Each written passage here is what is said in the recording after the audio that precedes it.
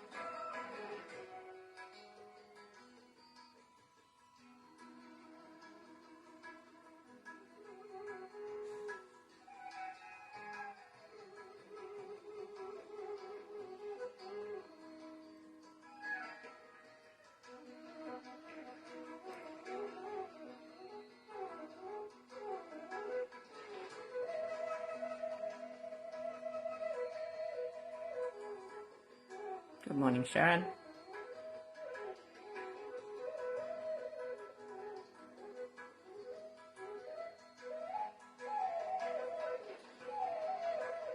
Good morning, Debbie. Let us bow down to Shri Mataji, raise our Kundalini, put on a bandhan, and let the light of the Spirit shine within us all today. Jai Shri Mataji.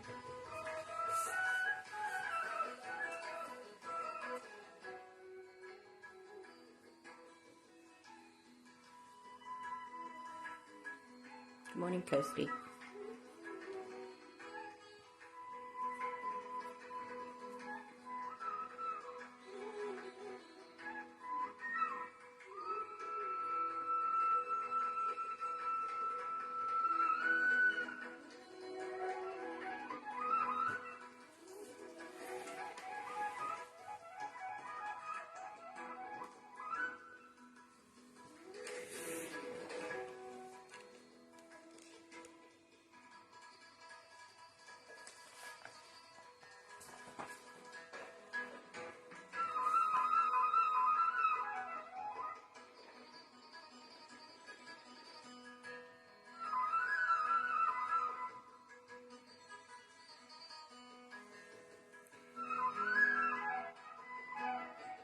Today I thought we'd start first with an 8-minute meditation with music and mantras, and then we'll go on to a talk from 1982, which was done at Nightingale Ashram, London.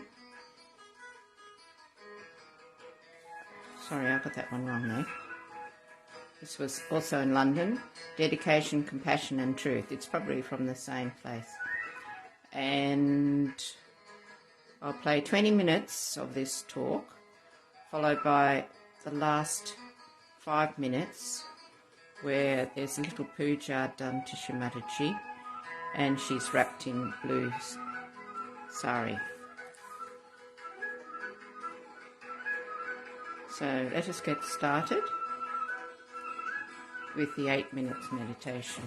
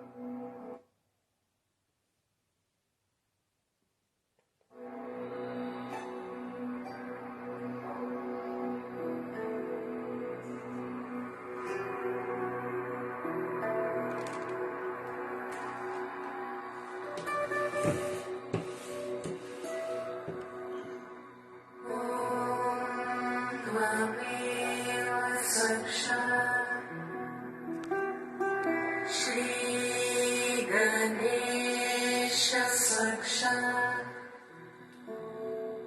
Shri Adi Shakti Mataji Shri Nirmala Devi Namo Namaha Om Tvameva Sakshat Shri Ganesha Sakshat Shri Adi Shakti Mataji Shri Nirmala Devi Namo Namaha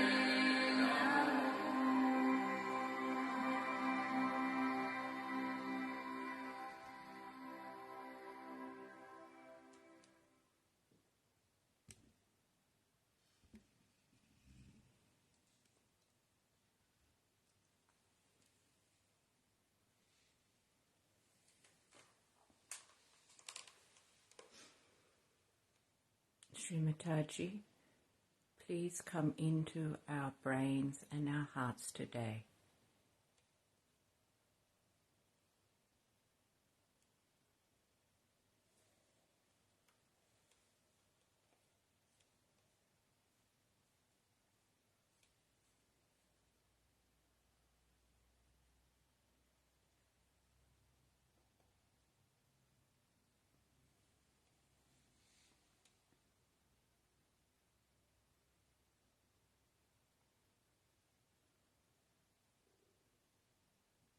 Now let us view the talk from Shri Mataji for about the first 20 minutes from 1982, Dedication, Compassion and Truth.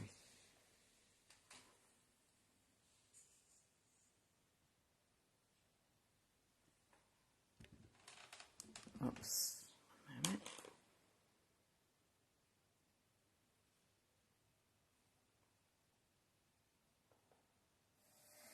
The greatness that is facing us.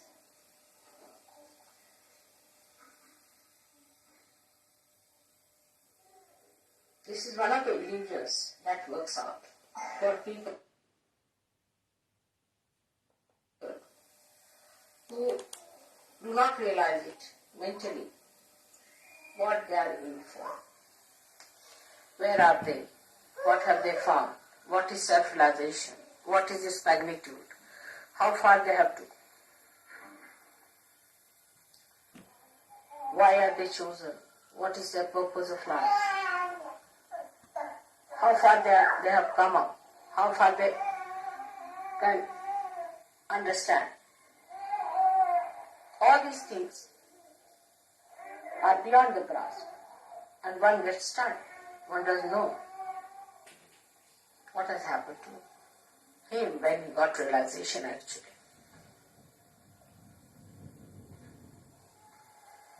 That's why to understand this is only possible if you can understand how to do it, how to devote.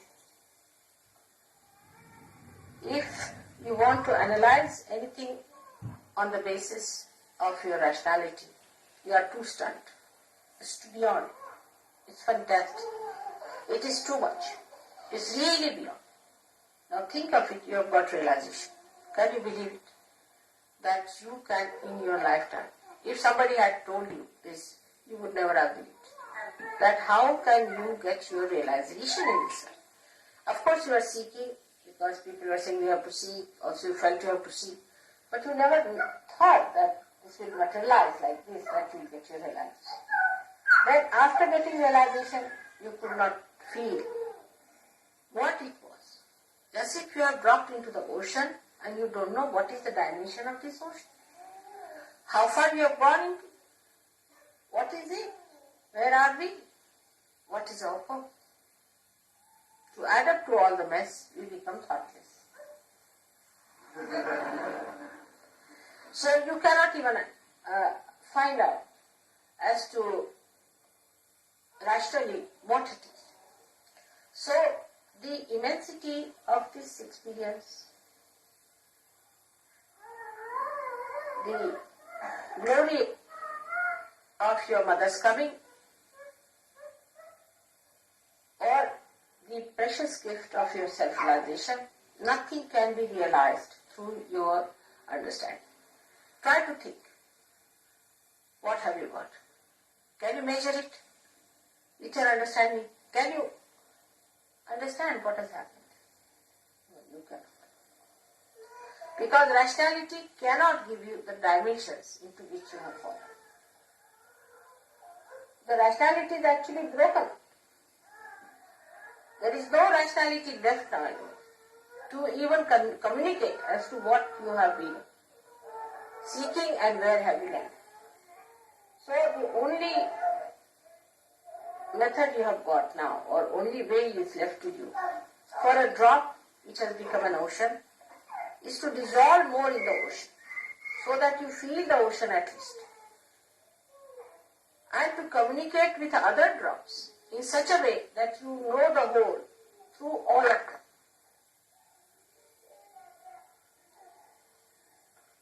So first is a complete devotion. It's very important. In this incarnation only, it is so very important because you have got realization. If you did not have realization, alright, murmuring souls, alright, half-baked people, alright, misbehaving, alright. This can be forgiven, that can be forgiven. Everything is forgiven. To look at it, everybody thinks that mother is forgiving us. That's not the point. I am forgiving because of my own nature. But you do not take it for granted. You are harming yourself by accepting that forgiveness. If you all the time think, oh mother, you are so forgiving, please forgive me. You are already forgiven as it is. Once you call me mother, you are forgiven. But what's the advantage? You don't have any advantage. You are a loser. At this point, at least rationally, if you understand, then you will understand what is a devotion. So, in devotion of Sahaja, one has to realize that the things that are in Sahaja, that you have seen in Sahaja, are beyond your mind. First thing. Definitely they are beyond human conception. So on human level, you do not discuss that and you do not talk about that. But on the collective level, you can talk. And when you come to the collective level, then you have to understand that relationship with me is more established, better established, if you establish your relationships with others in a very collective and homogeneous way. As I told you, the drop becomes the ocean, and the drop has to become the ocean by dissolving all its droplets with other drops. And all the drops dropping their dropness become the ocean ultimately. So we will see that devotion is double-edged. One is to each other and one is to your mother. In Sahaja, whatever I see, you cannot see. This is proved or not to you people. Or you want more proofs.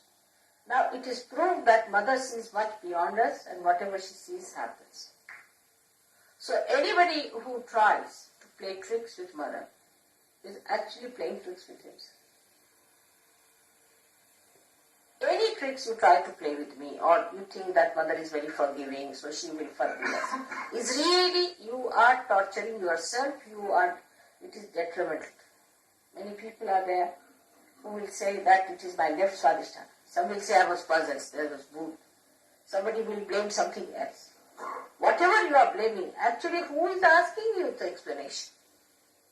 It's only you asking yourself. You are not facing yourself.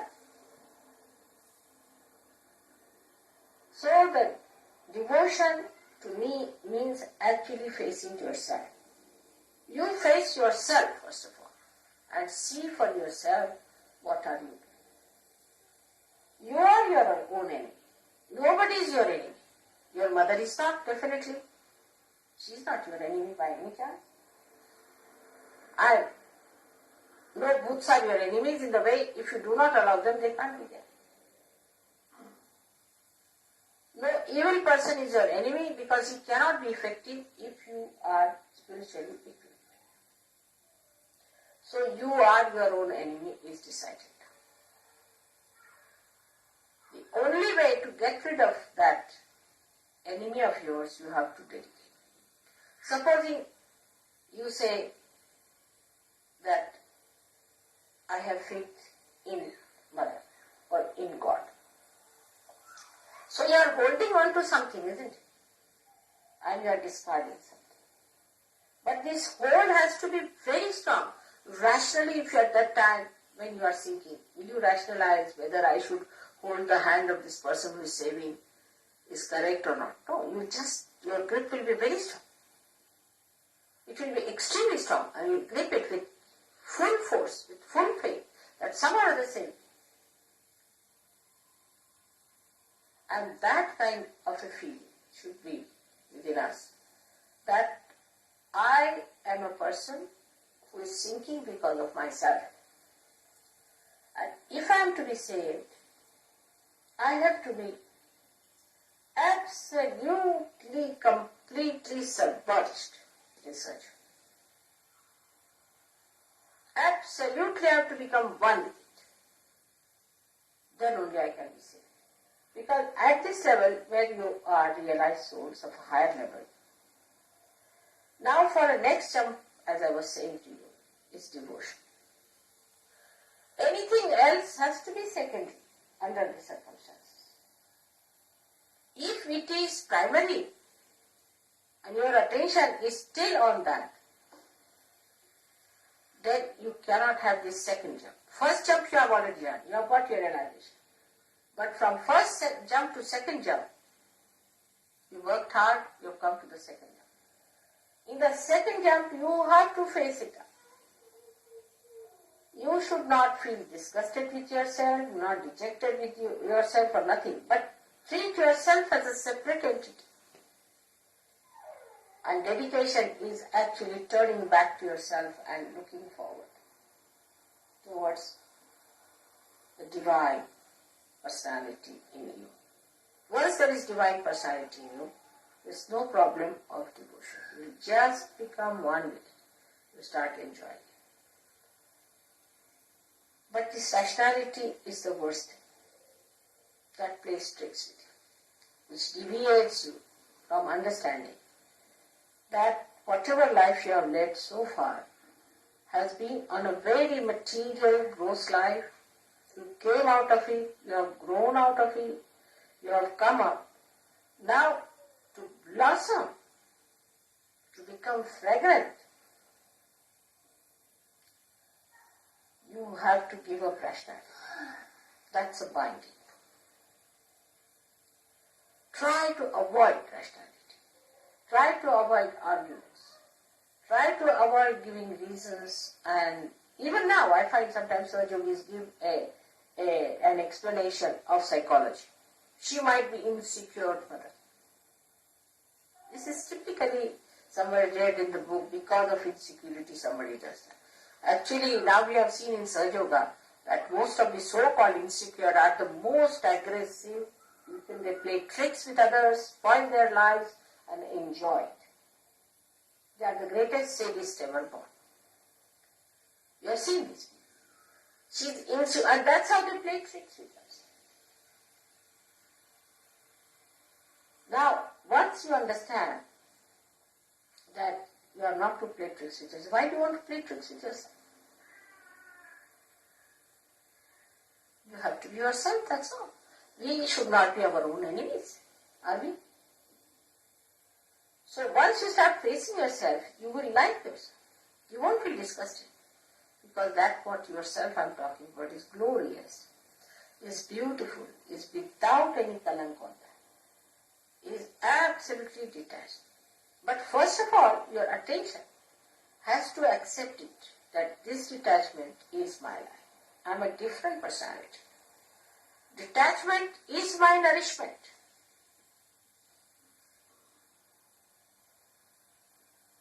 Detach yourself. One gentleman came to see me in my house. I had a very beautiful lamp, and he liked it. I said, you have it? He was so amazed. He said, wife telephoned to me, how could it be? How could you give away such a nice lamp? I said, what's that? Am I going to carry it with me when I die? Is it going to go with me? Just see rationally. If he has liked it, better have it. I have so many lamps in the house. If he takes one, what does it matter? She said, but you see, I asked my husband, will you give this lamp like this if you had to her? He said, no, I would not. I would not, he said. He was very honest. He said, I would not. But still, I can't understand why not. So, till the last time we are holding on to something very little there. This, even a little bit is holding the sari. You know that. That can hold the whole sari. Even a little bit is attaching to the sari. The sari can be held back. The whole thing you can hold it with one little pin. All these small pins that are there, the hangs are. are to be denied, to be seen, going further. Look at yourself. Oh, that's yesterday ego. All right, now, deceit, let me see. How do you go back? To see all those things. You see, as a play, you should see yourself. And then play tricks with your ego and superego. Actually, they play tricks with you. Once you are a master, you play tricks with them. So many times I've seen. I've said so many things. And they are, again, then after some time, people start talking about it. Within 1 or 2 months after that, it comes as a scientific proof or things like that. You have seen that many times it has happened. Now, when I say something, I'm sure about it. What I say, I never say anything but the truth. I know that I'm saying only the truth. But I do not go inside and find out whether it's the truth or not. I don't read a book to find out. I don't ask you. I have faith in myself, full faith in myself. Whatever I say is the truth. I know for definite that whatever I say comes out. But that's not your case. That's not your case, that whatever you say is the truth. So first you have to establish the state that whatever I say will be the truth. Now how do you do? The term should be such that whatever you say should be the truth. Ultimately it will come out as truth. And that is why the dedication should be there. What dedication? Why should I tell lies?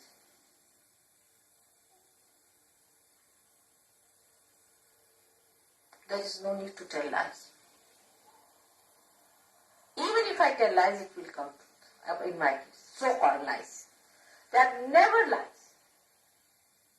If I say to somebody, he is a bad man, apparently to your mother, he is such a fine man. How can you say such a thing about him? We had one Mr. Michael like that. Oh, he is such a loving person, mother. Well, somebody said, mother, are you jealous of him? Up to that extent, you know. But when he showed his real teeth, you see, then people. So, to develop that kind of understanding about the truth, first of all, you should absolutely fix yourself on the truth. And the truth is that you are the instrument of God, that you have got realization, that you have got a special awareness which people do not have. Stand on that and proclaim it. You are not to be afraid of it. You have got realization, no doubt. You have felt it. Say it, I have got realization, nothing doing, I know I am realizing. Forward. In this expression of truth, you have to be like the light. The light asserts. It not only asserts, but it shows others also that it shines. It shows others that I am the light, that you walk in my light. And if you don't try to do it, I may burn you. So they have that, what you call that, I don't know what's the word, Tejasvita. Tejas. Sharpness of light. That Tejasvita, sharpness of light. That is the proof of your truth. You are not afraid of any prime minister or any minister or any king or anyone. But this is the fact. That's the thing. I know I am a realized soul. I am the truth. If you say I am the truth, whatever you will say will be the truth.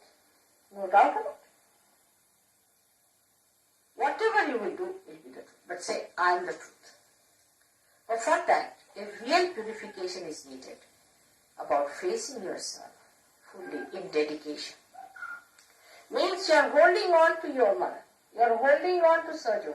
You are holding on to that truth which you have found out. And here you are facing others. Without that you cannot do it. Your source is that. You are standing on the truth. And that is such a power, such a strength. All of them, if you see, Christ had that power, Muhammad had that power, all these great people had that power. To say the truth with full courage, that assertion that people will accept. And they would suffer even for that. They wouldn't mind. But whatever is the truth has to be said. That's the first part, what should know about dedication, that you are dedicated fully, that you are not afraid of it. You are not worried about your losses. Some people have lost their heads also, completely cut their heads. People have tortured them. Some people have been taken away all their money, have been tortured in every way. But they thought this was the truth, they stood by. Some of them were stupid fools, they stood for something that was not true. They did, but now you know that you are standing on the truth, and for that you should be willing to sacrifice anything, so-called sacrifice, because you are not sacrificing the truth. What you are sacrificing is untruth. For that you require people of strength and courage, and not these half-baked people. You see, the morning till evening asking for forgiveness from mother. What is it? What is there to ask for forgiveness? Because I am forgiving you every morning. But what are you doing to yourself? What sort of a person you are? Think about it, that you have to stand on the truth. For that, you have to be a strong, courageous person with that sharpness, that tejasvita within you, of the light, of the big warmth. But at the same time, you have to have complete dedication. Supposing there is no oil in this, it will all go off. It has to have oil. It will go off. So the dedication part is the oil in you, is the attachment, complete attachment to your source. That's the dedication. But that dedication should not give you any other ideas but of a light which shines, which corrects others, guides the path of other people. If that is not so, then the source that you are tapping is not coming to you fully, and that your light is not burning properly. So, into dedication when you go, you must not think that it is any surrendering, the so-called surrendering, that you become like a cabbage. That's the idea people have, that you become like cabbage. But you become dynamic. You become real power. Not of destruction, but of construction. I mean, for destruction you don't need much power. Only for construction you need power. For destruction, how much do you need? Very little. You can destroy the whole thing in no time. But for the construction, you really require great power.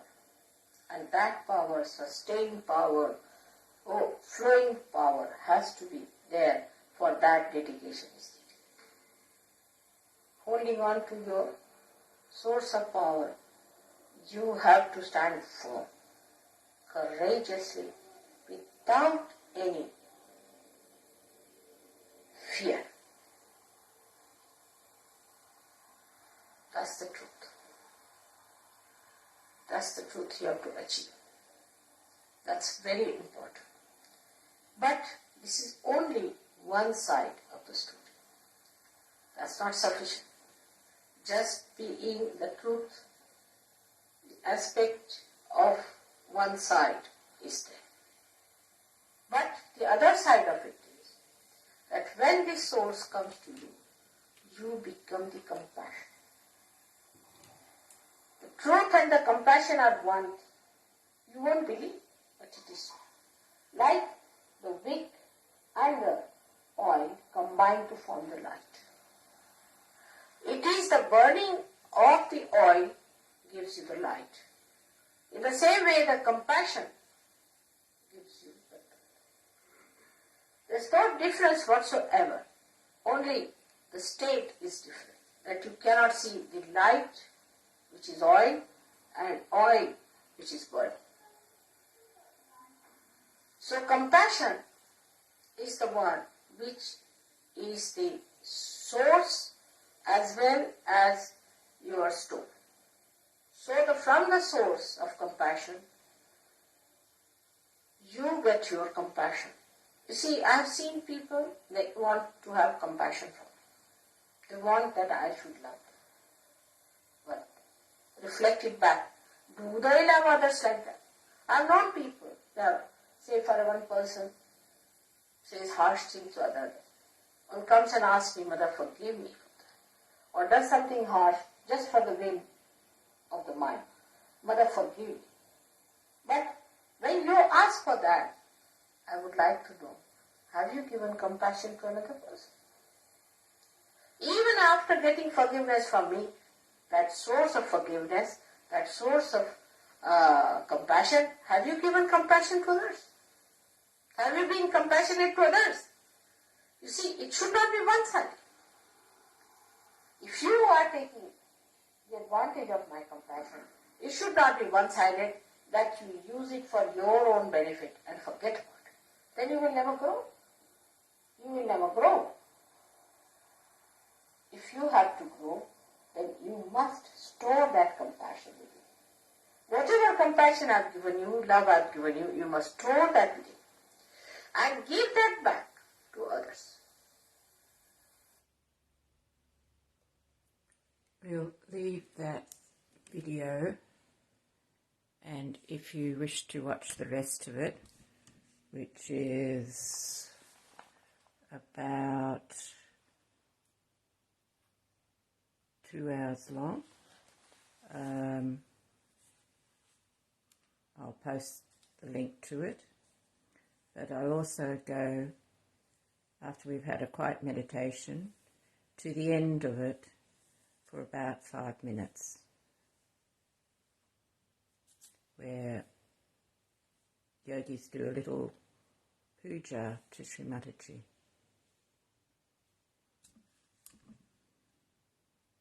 So let us take some time out and reflect on those beautiful words of Shri Mataji.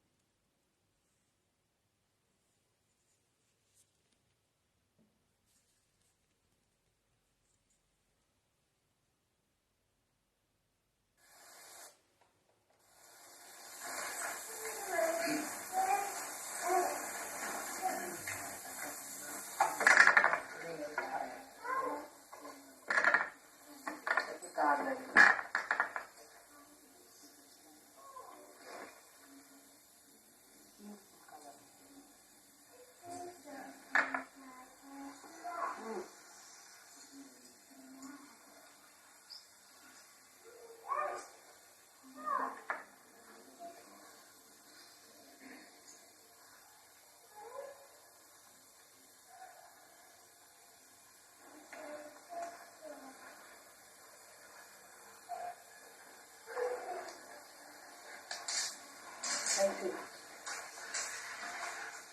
बोलो श्री आदिशा श्री माताजी Shri मनादेवी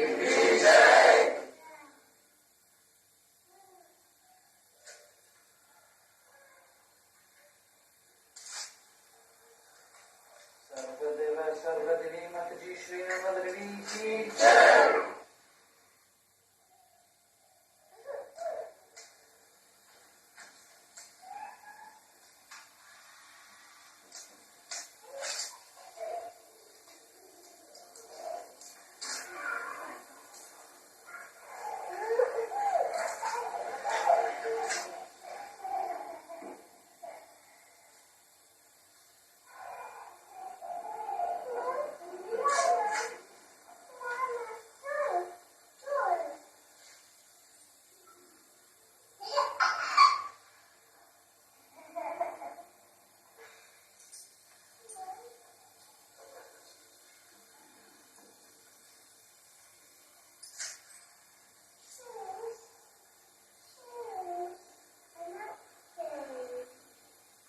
Very sweet of Dr. Singh to give such a nice job to him, isn't it?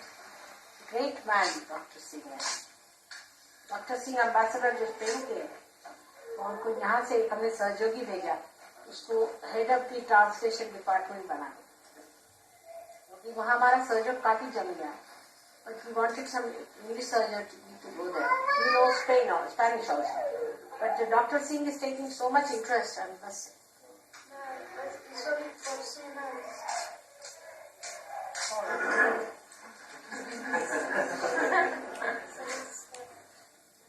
Yes, that's what he said, that 3 months ago. Let's see. May go further. You have excellent reference. You have excellent reference. No, he can't. Go to other places. He's not so attached to anything. I found it from him. He done is a very deep surgery, very deep. He said, I'm not so particular about pain. Any place you say in the right. So he's not so much attached to anything. That was a good answer. So, you can go somewhere else. He says, it's not that I get attached to pain. Let's see. But you better know now. Did he tell you what is the problem is?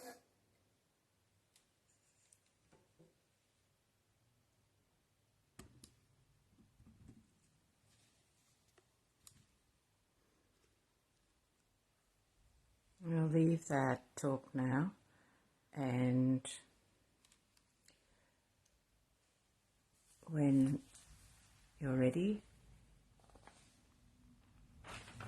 you can finish up your meditation by bowing down to Shri Mataji, raising your Kundalini and putting on a bandhan. Thank you for everyone for joining in this morning, and I hope the light of the Spirit shines through you all today. I'll put on some music called a devotional song, divine music for meditation.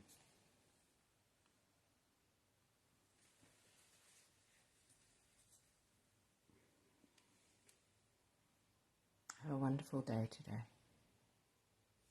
Jai Shri Mataji.